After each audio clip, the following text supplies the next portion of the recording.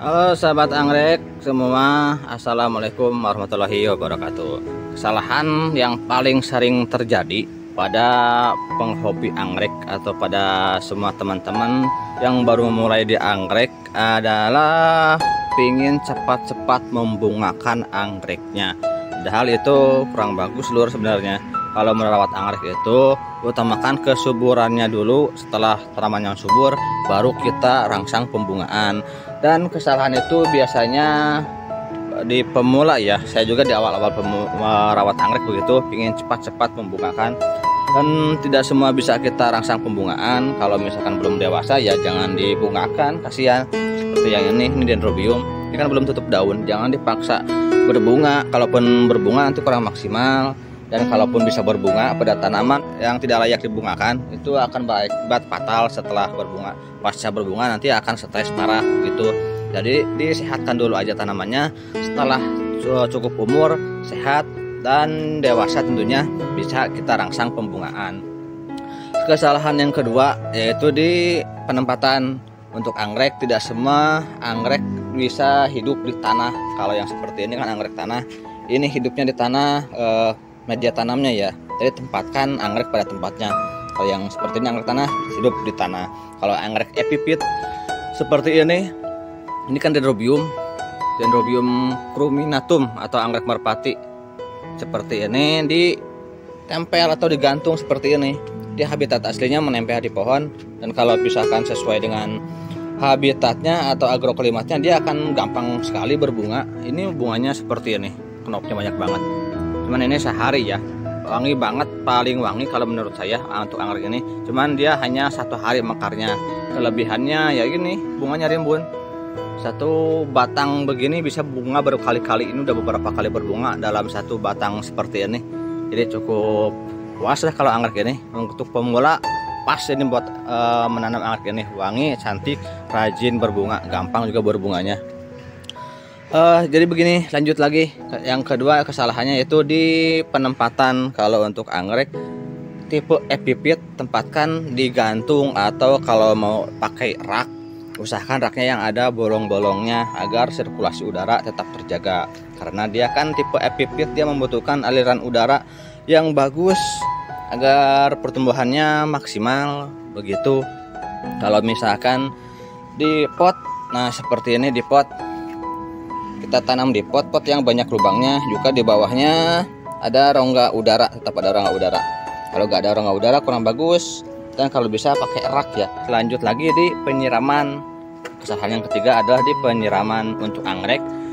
Siram jika media tanam kering. Kalau media tanam basah nggak perlu disiram. Jadi penyiraman tidak ada patokan hari, itu dikondisikan dengan media tanam. Jika media tanam yang digunakan itu sama untuk semua anggrek yang kita tanam, itu cukup mudah karena biasanya kering dan basahnya itu serempak. Tapi kalau misalkan seperti ini campur-campur, ada yang pakai arang, pakai sabut kelapa, moss dan lain-lain, itu agak sulit juga. Dan rata-rata seperti inilah kondisi di rumahan, campur-campur anggreknya dengan media tanam juga campur-campur. Jadi kita harus bisa pilih-pilih anggrek mana yang kita siram hari ini dan mana yang jangan. Anggrek mana yang harus kita siram setiap hari dan mana yang harus kita siram seminggu sekali. Jadi seperti itu harus dipilih-pilih kalau menanam anggrek campur-campur seperti ini. Kalau enggak dari begitu, nanti anggreknya kurang bagus pertumbuhannya. Yang harusnya disiram setiap hari, siram seminggu sekali. Ujung-ujungnya kering dan layu begitu. Atau anggrek yang harusnya disiram seminggu sekali atau seminggu 2 kali, disiram setiap hari, ujung-ujungnya busuk begitu. Kalau di penyiraman anggrek. Yang selanjutnya ke pupuk. Lanjut ke pupuk. Untuk pemupukan anggrek nggak perlu yang aneh-aneh. Kalau misalkan mau pakai organik, saya lebih menyarankan pakai air cucian beras aja itu. Tapi diendapkan dulu, kita pakai atasnya aja yang beningnya. Diendapkan dulu minimal 1 hari, itu udah saya coba bagus. Kalau misalkan langsung digoyor ke sini air cucian berasnya, itu rawan busuk. Soalnya banyak bahan organik, terlalu banyak bahan organik, dia mengundang serangga juga, jamur begitu. Kalau mau yang pakai organik mending difermentasi dulu, lebih aman. Nanti hasil fermentasinya dicampur lagi dengan air bersih. Kalau misalkan pakai jus melon, jus nanas dan segala rupa macam-macam, itu jangan langsung disiramkan ke sini ya. Kalau bisa difermentasi dulu, dan air fermentasi sudah matang, sudah bagus air fermentasinya, dicampur lagi air baru disiram. Kalau yang organik saya sarankan seperti itu. Kalau mau pakai pupuk kimia bisa, saya juga mau pakai pupuk kimia sering. Yang seperti ini nih pakai pupuk kimia. Kalau pakai pupuk kimia seminggu sekali aja cukup. Seminggu sekali, dosisnya disesuaikan dengan label masing-masing kemasan yang kita gunakan gitu. Untuk anggrek yang belum mau berbunga atau belum kita bungakan pasti pupuk pertumbuhan. Untuk anggrek yang sedang berbunga atau yang kita rangsang pembungaan pakai pupuk pembungaan, begitu, kurang lebih seperti itu. Untuk anggrek sebagian ada yang gampang, ada yang lama juga berbunganya seperti ini. Ini anggrek tebu. Kalau yang ini cukup lama pembungaannya, agak susah kalau ditanam di luar habitat aslinya. Kalau di habitat aslinya ini gampang banget berbunga, kita masih anggrek spesies. Yang ini juga sama, ini panda. Ini kalau di luar habitatnya cukup sulit pembungaannya, tapi sabar aja, nanti juga dia berbunga dengan sendirinya. Kalau yang mau gampang berbunga ya anggrek ini merpati, tak pernah ingkar janji, gampang berbunga lur. Kalau merpati gak usah dipotong tangkai bunganya, gak kayak dendrobium yang lain, dia bisa berbunga lagi seperti ini. Pembungaan keduanya biasanya lebih bagus. Tuh ada yang dua knop dalam satu ininya, dalam satu spike seperti ini. Kalau yang pada awal pembungaan ini seperti ini, satu atau dua. Kalau udah berkali-kali nanti dia bagus, bisa cabang-cabang, ada yang dua, ada yang tiga. Tuh satu ininya nanti bakal rimbun banget. Kalau untuk anggrek ini merpati, sebenarnya itu cuma sehari doang. Kalau anggrek ini lebih puas dah sehari ge, wangi mantap sama rimbun juga. Selain merpati bisa juga dendrobium yang lain. Nah tingkat kesini dendrobium seperti ini mudah banget pembungaannya. Kalau misalkan udah tutup daun nanti juga dia berbunga. Kalau ada dendrobium yang agak sulit, tidak semua dendrobium gampang ya bunganya. Nah seperti ini hibiki, ini udah knop juga. Kalau ini agak lama pembungaannya. Kalau yang sebelah sini kan tutup daun langsung berbunga. Kalau ini enggak. Kalau hibiki dia menunggu dulu agak banyak tumbuh tunas baru yang emaknya berbunga, begitu. Kalau hibiki jadi harus mesti lebih sabar, lebih ekstra. Ada lagi yang ini yang cukup sulit. Nah ini lur, ini anggrek spesies ya.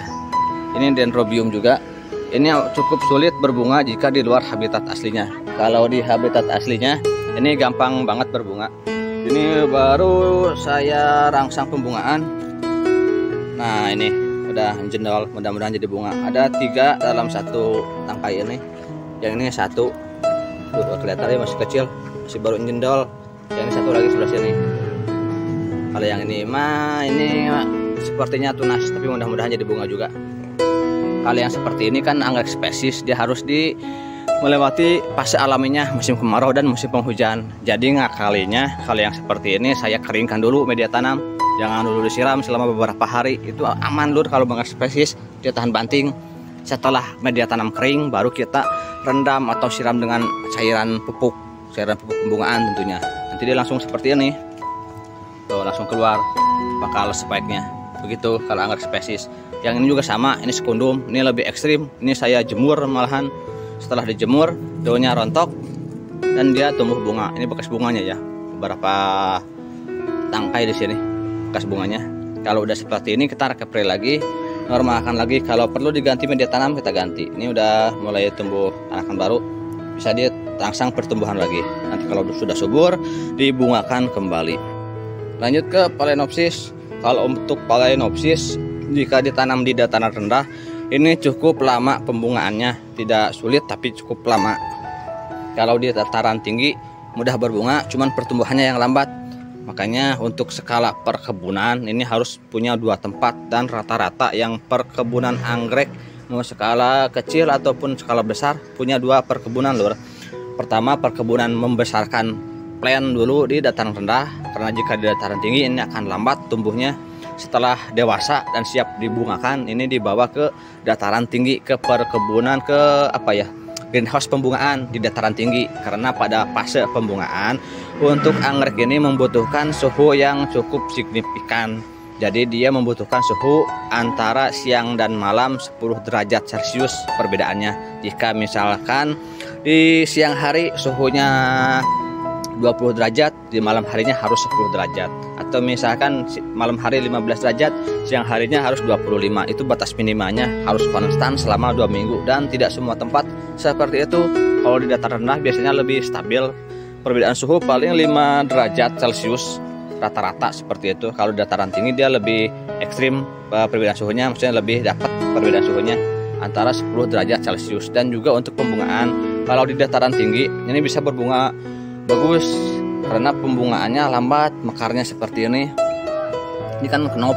Nah, mekar kenop ini cukup lama dibanding di dataran rendah. Kalau di dataran rendah ini cepat mekar. Kalau di dataran tinggi ini lambat mekarnya, sehingga pertumbuhan kenop selanjutnya ini bisa keburu tumbuh, makanya bisa panjang-panjang. Kalau di sini ini belum tumbuh, yang pucuk ininya nih di bawah sini ini udah mekar, dia keburu mekar. Makanya di dataran rendah jarang yang ditemui anggrek Phalaenopsis dengan kuntum yang cukup banyak, karena biasanya kuntum ini mekar, yang ini rontok. Begitu kalau di dataran tinggi bisa nyampe ada yang panjang banget akalinya. Kalau di dataran rendah bisa kita bikin bercabang-cabang. Kalau bikin bercabang-cabang seperti ini kan biarpun satu beberapa kenop di sininya, tapi dia bercabang, makanya sekali pembungaan dia bisa rimbun. Satu lagi anggrek yang cukup sulit pembungaannya ini nih, ada Cattleya. Ini Cattleya terkena sulit pembungaannya. Ini memang udah bekas bunga ya, udah pernah berbunga. Ini kenapa sulit? Karena dia hanya berbunga dari tunas baru yang seperti ini. Dia jarang bunga atau tidak mungkin berbunga lagi dari batang seperti ini yang pernah berbunga. Jadi kita hanya bisa mengharapkan bunga dari tunas baru seperti ini. Nah, nanti ini bisa membawa amplop dan juga bunga tentunya.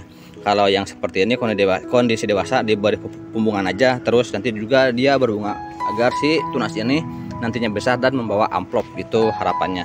Kalau misalkan sulit anggrek kita belum berbunga, bisa ditanam di pohon jika memungkinkan, disesuaikan dengan habitat aslinya. Misal yang ini di pohon, habitat aslinya ditempel di pohon, kita tempel lagi di pohon. Sama juga Dendrobium juga sama, anggrek bulan juga sama, ini juga sama nih Cathy.